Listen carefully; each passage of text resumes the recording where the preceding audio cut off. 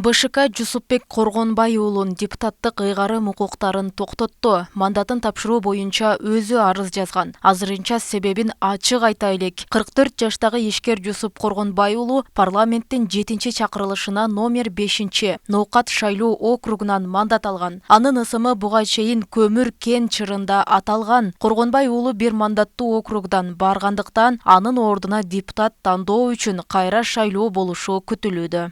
Орысчасы предательдер. Бұл предательдің бірі.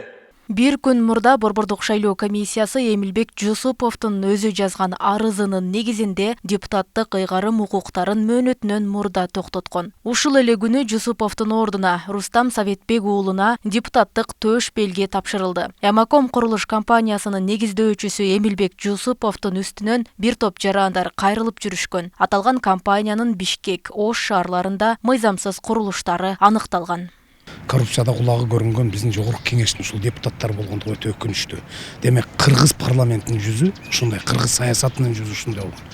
Кимдер кетти? Мына мыйзам бузуу менен же болбосо баягы диплому, документтери жана фиктивдүү экендиги, же болбосо кайсы бир кылмыш боюнча мына канчалаган округтарда бошоду, биз шайлоолорду өткөрдүк.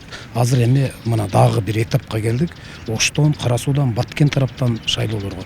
Мен деги эле айтат элем, ушул 90 депутаттан турат деп, ошол 90 депутат толук болуп турбаса, ошол парламенттин бир түркүгө жыгылып калат дегендей эле биз кайра толуктоп атабыз.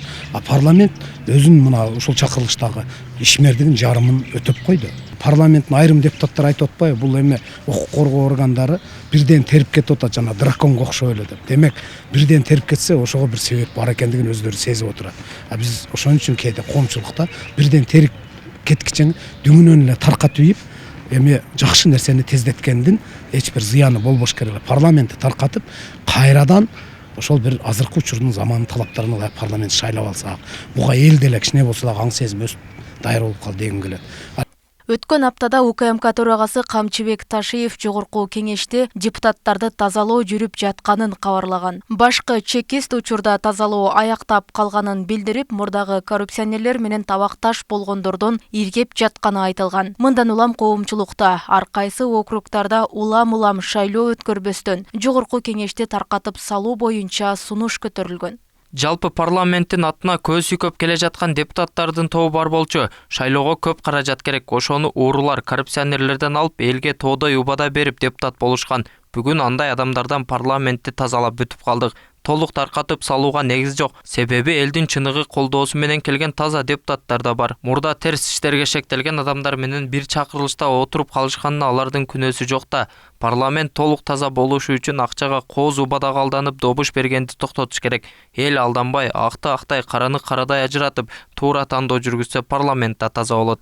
Учурдагы парламент 2021 жылы ишин баштаган. Андан бери 16 депутат мандатын тапшырып кетти. 90 депутаттын арасында 36сы бир мандаттуу округтардан бирден шайланып келген. Эгер алар парламенттен кетсе, округда кайра шайлоо өтүшү керек болот. Бул абалдан улам бир мандаттуу округдагы жарандар тууганчылыкка же акчага азгырылбастан адилеттүү добуш берүү жоопкерчилиги бар.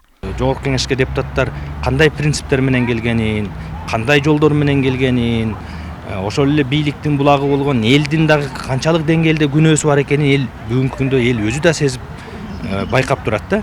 Ошол эле акчага сатылуу, ошол эле жердешчилик, тууганчылык, биздин бала, биздин кыз деген принциптер менен барган да. Эми бүгүнкү күндө ошону мыйзам чегинде жакшына эрежеге салып тазалап атат. Ага эл ич жана өзүнүн депутатын эртең мандатынан ажыратып койсо, трагедия кылбаш керек.